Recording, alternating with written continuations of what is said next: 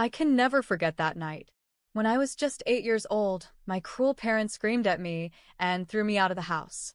When I tried to force my way back in, my mother exploded with rage and punched me so hard that I stumbled and fell onto the road. But what my father did next was even more shocking, something I could never have imagined. Hello, my name is Mia Anderson, and I am 23 years old. But this story does not start today. It started 15 years ago, when I was just 8 years old. That was the night I learned that some parents don't love all their children equally. That was the night I lost my family. I grew up in Seattle, Washington, in a house that was more like a museum than a home. Everything was polished, expensive, and perfect, except for me. My parents, Jonathan and Catherine Anderson, were highly respected attorneys, known for their discipline, intelligence, and success. In their world, there was no room for weakness, failure, or mistakes. They demanded excellence in everything, especially from their children. I had a younger brother, Adam, who was their pride and joy. Adam was everything they wanted: smart, charming, and effortlessly talented. Every time he achieved something, our parents showered him with love, praise, and attention. He was the golden child. And me? I was just the extra one, the mistake they didn't know what to do with. No matter how hard I tried, I was never good enough. If I got a B on a test, my parents would look at me like I had personally disgraced them. If Adam got an A, they would throw a celebration. If I needed help with homework, they told me to figure it out myself. If Adam needed help, they hired the best tutor money could buy. They acted as if he deserved success, and I deserved nothing. I spent my childhood chasing their approval, believing that if I worked hard enough, if I tried my best, they would finally see me, finally love me the way they loved Adam. But nothing I did was ever enough. I was invisible when I succeeded, and a failure when I fell short. Then, when I was 8 years old, everything changed. It was the night I finally understood that no amount of effort would ever make them love me. The night they made a choice. The night they decided I didn't belong in their perfect family. It was a cold evening when my life, as I knew it, came crashing down. I had just returned from school, my backpack weighing heavily on my shoulders, but the weight in my chest was far heavier. That day, I had taken a crucial math test. I had spent countless nights studying, reading through my notes over and over again, hoping that this time I would make my parents proud. But despite my efforts, when the results came in, I had only managed a C+. I knew what that meant. As soon as I stepped inside the house, I could hear their voices from the living room, loud, sharp, and full of disappointment. My hands clenched around my test paper as I stood frozen in place, listening. "She's an embarrassment." My mother's voice was sharp, each word cutting through the air like a knife. "We have given her everything, every opportunity, and she still fails us." My father's voice followed, colder than ever.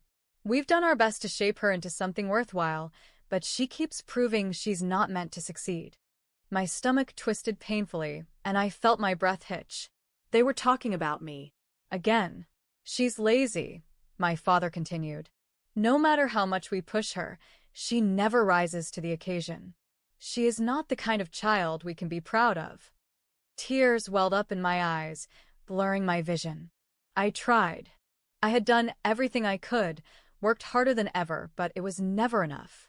Then, my mother's voice cut through the silence in a way that made my blood run cold. "We can't keep doing this.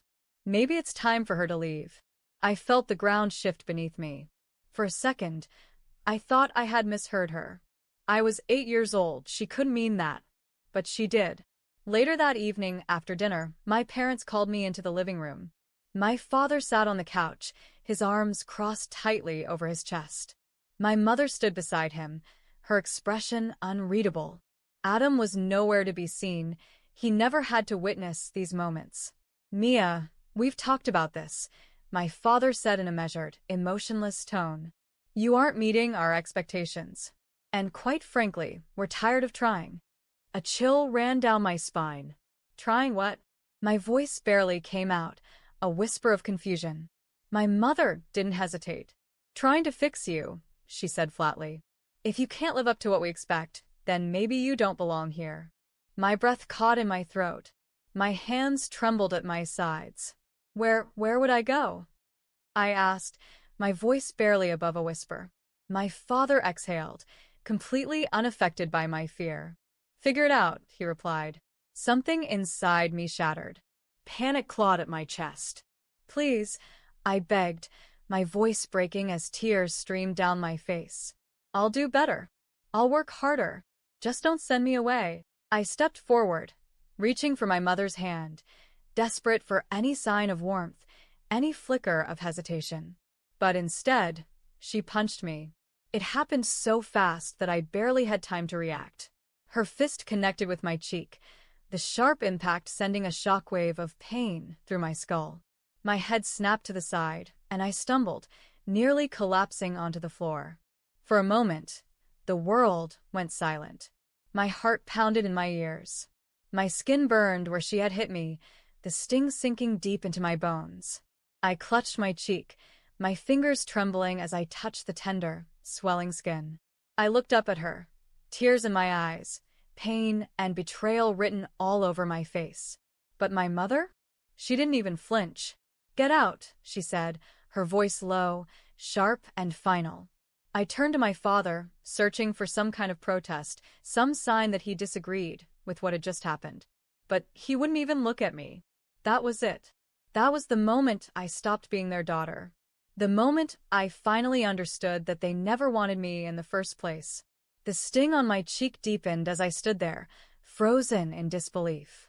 My mother had punched me. My father had let it happen. And now they were throwing me away like I was nothing. Tears blurred my vision, but I refused to sob in front of them. Crying wouldn't change anything.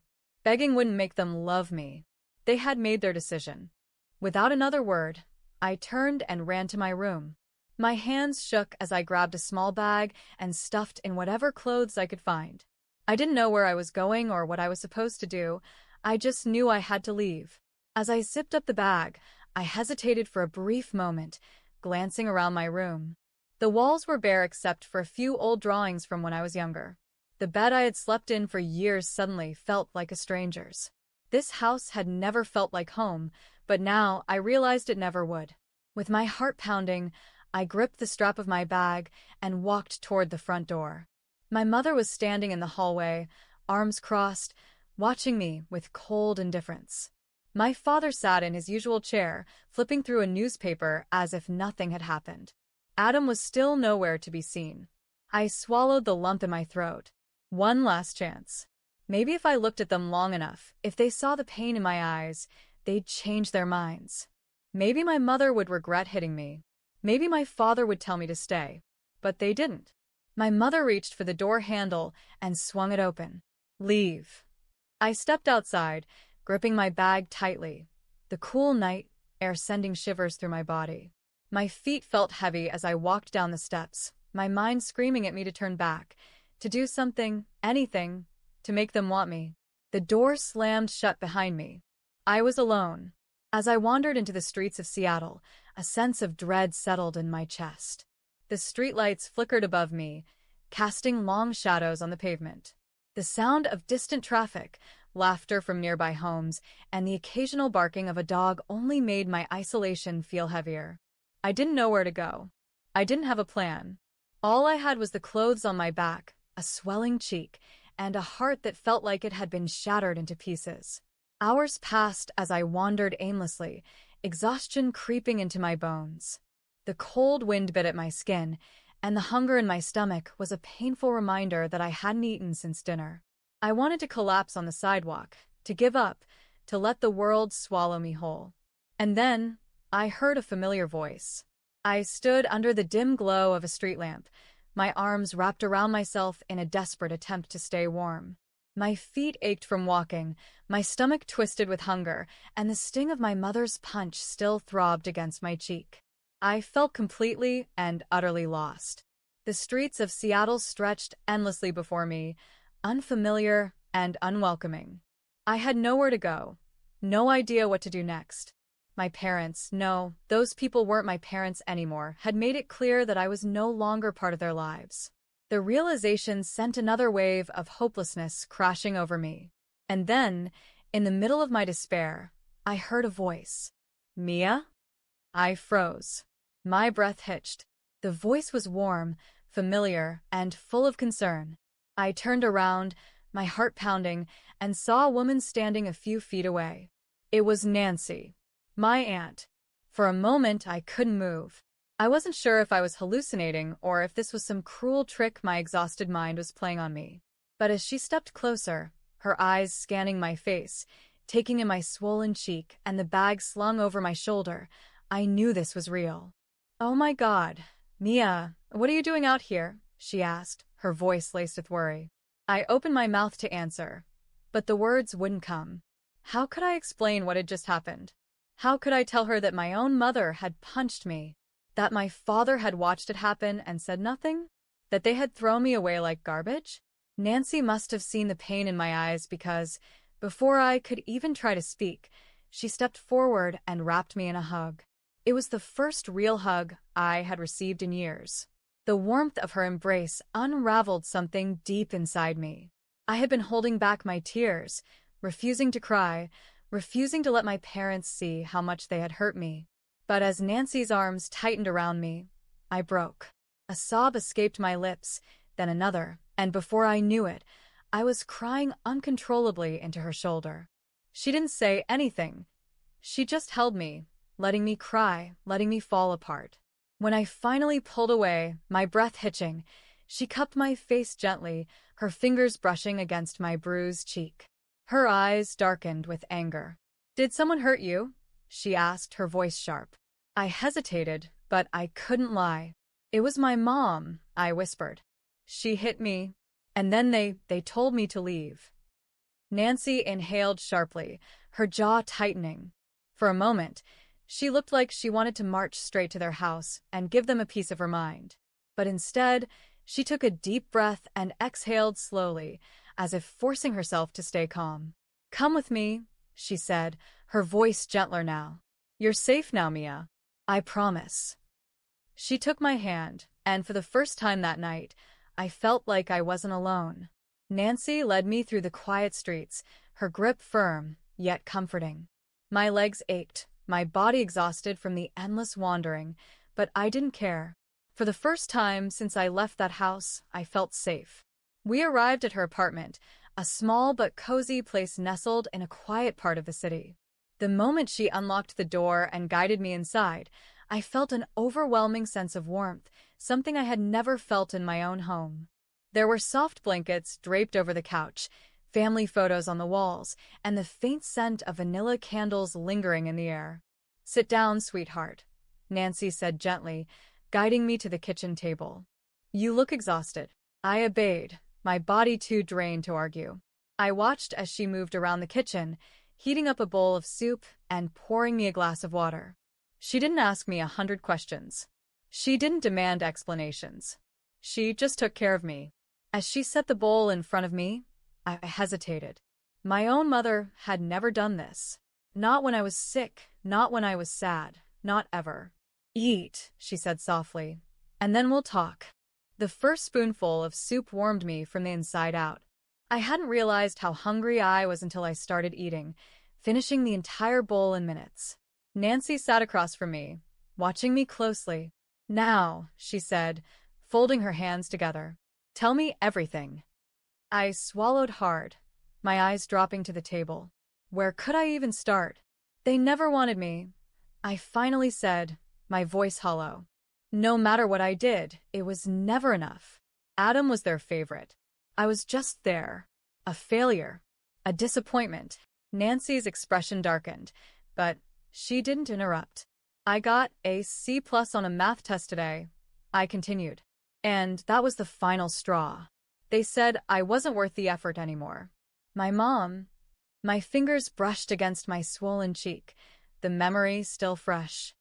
"She hit me. Then they told me to leave." A tense silence filled the room. When I finally looked up, Nancy's face was tight with anger. "I always knew your parents were cruel," she said, her voice shaking. "But this is unforgivable." Tears welled up in my eyes again. But this time, I wasn't just sad. I was angry too. How could they do this to me? How could they sleep peacefully, knowing they had abandoned their own daughter? Nancy reached across the table, squeezing my hand. Listen to me, Mia. You're not a failure. You're not worthless. You are smart and strong, and you didn't deserve any of this. A lump formed in my throat. I had spent my whole life trying to prove my worth to my parents. But sitting here, in Nancy's warm, safe kitchen, I realized something. I didn't need to prove anything to them. They had made their choice. And now I would make mine. I wasn't going back. That night, for the first time in a long time, I slept peacefully. There were no hushed arguments outside my door, no overwhelming sense of failure pressing down on my chest. Just the soft glow of Nancy's hallway light filtering into the guest room and the warmth of a blanket wrapped around me. For the first time in my life, I wasn't just surviving. I felt safe. The next morning, Nancy made breakfast, placing a plate of scrambled eggs and toast in front of me. It was strange, someone caring for me without conditions, without expecting perfection in return. As I ate, she sat across from me, sipping her coffee. You can stay here as long as you need, she said simply, as if it wasn't even a question. I hesitated, a flicker of uncertainty creeping in. I don't want to be a burden, I whispered. Nancy scoffed, shaking her head. You are not a burden, Mia. You never were. Her words settled deep in my chest, unraveling years of self-doubt. I had spent so long believing I was unwanted, that I wasn't good enough. But maybe the problem was never me. Maybe it was them. With Nancy's support, I started to rebuild my life. She helped me transfer to a new school, where I could start fresh without the constant weight of my parents' expectations dragging me down. At first, it was hard. I still flinched at raised voices, still felt like I had to prove my worth to everyone around me. But Nancy never let me forget my potential. You're smart, Mia. You can do anything you set your mind to, she reminded me every single day. I studied harder than ever, not because I was desperate for approval, but because I wanted to prove to myself that I was capable. Slowly, I started excelling in school, finding confidence in my own abilities. Meanwhile, my brother, Adam, remained in that house, still trapped under our parents' suffocating expectations. I barely spoke to him during those first few years, but I worried about him. I had escaped, but he was still stuck. One evening, I sat on the couch scrolling through my school assignments when my phone buzzed. My heart nearly stopped when I saw Adam's name on the screen. Adam. Hey, can we talk? I stared at the message, my fingers hovering over the keyboard. A part of me wanted to ignore it, to leave that part of my life behind, and never look back. But another part of me, the part that still cared, despite everything, knew that Adam was reaching out for a reason. I took a deep breath. Mia. What's going on? Little did I know that text would be the start of something I never expected, a shift that would change everything. The message from Adam sat on my screen, glowing in the dimly lit room. For a moment, I hesitated. Why now? He had never reached out to me before, not when I was struggling under our parents' impossible expectations, not when I was thrown out, and not in the years since. But something told me this wasn't just a casual text. I typed back quickly. Yeah, we can talk. What's going on? His reply came almost instantly. Adam, can we meet? I need to get out of here for a bit. I could feel the urgency in his words. It wasn't like Adam to sound unsure. Not the golden boy, the favorite child who always had everything handed to him. But something had changed. An hour later, I met him at a quiet coffee shop near Nancy's apartment. As soon as I saw him, I knew something was wrong. The confident, polished brother I remembered looked exhausted. His eyes were sunken, his posture slouched, and his fingers tapped anxiously against the table. He looked up as I sat down, his expression wary, almost guilty. Hey. I nodded, keeping my voice neutral. Hey. For a while, neither of us spoke. The silence stretched between us, thick with unspoken words. Then, finally, Adam sighed and rubbed his temples. Mom and Dad are suffocating me, he muttered. They won't let me do anything that doesn't fit their idea of success. I told them I wanted to go to a performing arts school, and they lost it. They said I was wasting my potential. I frowned. What do you mean? I thought you wanted to follow in their footsteps, law school, corporate success, all of that. Adam let out a hollow laugh. That's what they wanted, not me. For the first time, I really looked at him, not as the brother I resented for being the favorite, but as someone who had been trapped just like me. He might not have been thrown out like I was, but he had been just as controlled, just as smothered by their expectations. I can't do this anymore, Mia, he admitted, his voice raw. I don't want to wake up every day feeling like I have to be perfect just to be worthy of their approval. A pang of recognition hit me hard. I knew that feeling better than anyone. I took a deep breath, then stopped trying. Adam looked up at me, confusion flashing in his tired eyes. You don't owe them your life, I said firmly. If you don't want the life they're forcing on you, then leave. Start over. You have a choice, Adam. His jaw tightened. It's not that easy. I still live under their roof. They pay for everything: school, clothes, food. If I leave, I have nothing. I leaned back in my chair, considering his words. He wasn't wrong.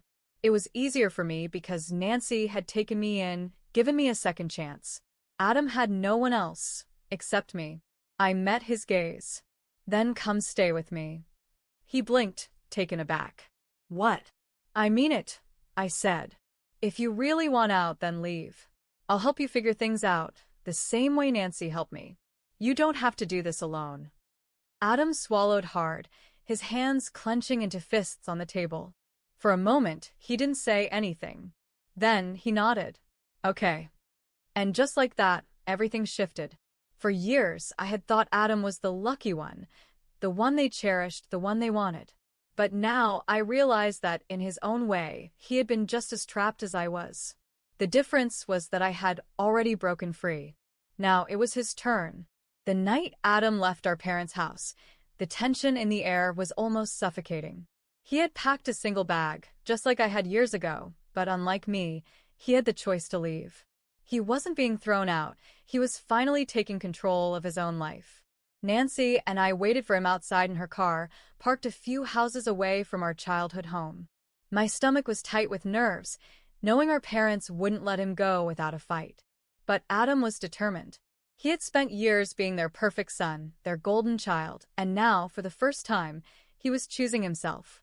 15 minutes later, the front door swung open, and Adam stepped out onto the porch. Mom and Dad were right behind him. Even from a distance, I could see the fury in their expressions. Nancy's grip tightened on the steering wheel. Are you sure he's ready for this? She murmured. I exhaled slowly. He has to be. Adam walked down the steps, his movement stiff, tense. My father stood at the doorway, his arms crossed, his face twisted with barely contained rage. If you leave now, you don't come back, my father warned. Adam hesitated. I could almost feel his internal battle. Years of conditioning. Years of being the son they favored, the one they molded to their liking. Leaving meant giving all of that up. But then he took another step forward. Then I won't come back. My mother let out a harsh laugh. You're making a mistake, Adam. You're nothing without us. I felt my nails dig into my palms at her words. I had heard those same kinds of sentences before. Words meant to strip us of our confidence, to make us believe we were powerless without them. But Adam didn't shrink away. He turned back to them one last time. No, Mom. I was nothing with you. And with that, he walked toward us. The moment he got into the car, Nancy hit the gas, pulling away from the curb. I turned to look at Adam, expecting him to show some sign of regret, but instead, he exhaled in relief. For the first time in his life, he was free. That night, Adam stayed in Nancy's guest room, the same one that had become my safe haven all those years ago. He was quiet at first, processing everything, but as we sat together at the kitchen table, something about him seemed lighter. I should have done this sooner, he admitted, staring at his hands. I gave him a small smile. You did it when you were ready. That's all that matters. Nancy patted his shoulder. You'll figure things out, Adam. And you don't have to do it alone. I nodded in agreement. We're in this together. For years, I had thought my family had been broken beyond repair, that I would never have a sibling who truly understood what I had gone through. But sitting there with Adam, watching the way his confidence was starting to rebuild itself, I realized that maybe we weren't broken. We were just finally breaking free. The days that followed felt surreal. Adam was finally free from our parents' grasp, but he was still adjusting to his new reality. At first, he was quiet, withdrawn. He spent a lot of time lost in thought, processing what had happened. But little by little, I started to see the real him emerge. He played his guitar more, something he had been forced to give up under our parents' strict rules. He started talking about music school again, about writing songs, about finally doing something for himself instead of for them. It was strange seeing him without the weight of their expectations crushing him, but at the same time, it was incredible. One night, we were sitting on Nancy's small balcony, watching the city lights when Adam turned to me. "Do you ever think about them?" he asked hesitantly. I exhaled slowly, my fingers tracing the rim of my mug. "I used to," I admitted. "For years, I wanted them to regret what they did. I wanted them to realize their mistake, to come find me and beg for forgiveness." Adam nodded, looking down. "And now?" I thought about it for a moment before shaking my head. "Now, I don't care anymore."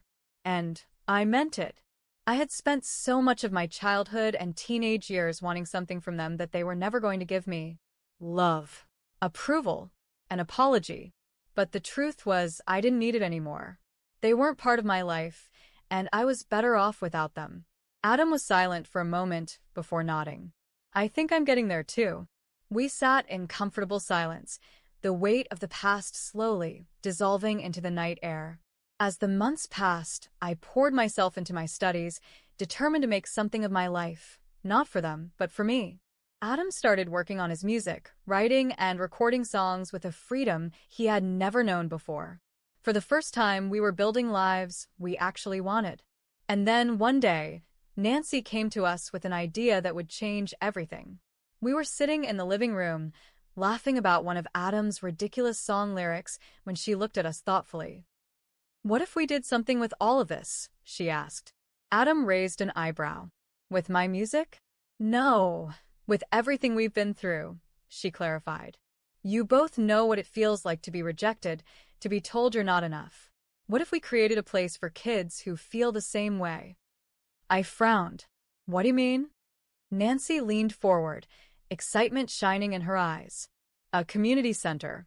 A place where kids and teenagers who feel lost, abandoned, or pressured by their families can come and just be themselves. No expectations. No judgment. Just support." The idea settled in my chest like a spark ready to ignite. I thought back to the girl I used to be, the child who had been desperate for love, for a safe space, for someone to tell her she was enough. I imagined what it would have been like if a place like that had existed back then. Adam sat up straighter. "We could have music programs, art classes, tutoring. A place where kids can actually do what they love without fear of being told they're wasting their time." Nancy nodded. "Exactly." I met Adam's gaze, and in that moment, I knew we were going to do this. We were going to turn our pain into something meaningful. We were finally going to create the home we never had. Months passed, and what started as an idea became a reality. The Anderson Community Center, named not after our parents but after ourselves, slowly took shape. We secured a small space, raised funds, and built something from nothing. A place where kids could explore their passions without fear, without pressure, without rejection. Every time I stepped inside, I felt a deep sense of purpose. This was what I was meant to do. Not proving myself to my parents. Not chasing their approval. But just when I thought I had left the past behind, the past came knocking. It happened on a quiet afternoon. I was at the community center, reviewing some schedules, when my phone rang. A number I hadn't seen in years. My stomach twisted. I almost didn't answer. But then, curiosity got the better of me. "Hello." A sharp, familiar voice filled the line. "Mia." I froze. My mother. It had been years since I had last heard her voice, and yet, just the sound of it made my chest tighten. "We need to talk," she said. I clenched my jaw. "We really don't." She let out a heavy sigh. Enough with the attitude, Mia. We've been patient. But this little act of rebellion has gone on long enough. I almost laughed. Act of rebellion? Did she really think I had built an entire new life just to spite her? What do you want? I asked flatly. Your father and I have been thinking about the future, she continued. And we believe it's time you come home. I gripped the edge of the desk. Home? As if they hadn't thrown me out like garbage? As if she hadn't punched me in the face and told me I was worthless? You're getting older, Mia, she went on. You need stability, a real career. That community center nonsense isn't going to sustain you forever. My heart pounded. She hadn't changed. Not even a little. I took a deep breath, keeping my voice steady. Let me make something very clear to you, Mother. You're not my family. You stopped being my family the day you hit me and threw me out into the streets. Her silence on the other end was deafening. I continued, my voice unwavering. I used to dream about this moment, about you realizing you were wrong. But now, I see that you haven't changed at all. And I don't need your approval anymore. I heard a sharp intake of breath. Mia, be reasonable. No. You be reasonable, I shot back. I am never coming back to you. I am never letting you have control over me again. You don't get to decide my future. I do. And I choose to live without you. Her voice turned sharp. You're making a mistake. You'll regret this. I smiled, even though she couldn't see it. No. I regret ever wanting your love in the first place. And with that, I hung up. That was the moment I knew I was free. The day of the community center's grand opening, I stood with Nancy and Adam, looking at the place we had built together. A place for kids like us, kids who had been rejected, abandoned, or made to feel like they weren't enough. Adam strummed his guitar, a small smile on his face. Mom and Dad would hate this, he mused. I laughed. Good. Nancy looped her arms around both of us. You two have done something incredible. I hope you know that. I looked around at the kids walking through the doors, kids who would never have to feel as alone as we once did. I didn't need my parents' love. I didn't need their validation. I had something better. A family who chose me. A life I built on my own terms. And for the first time in my life, I was exactly where I was meant to be.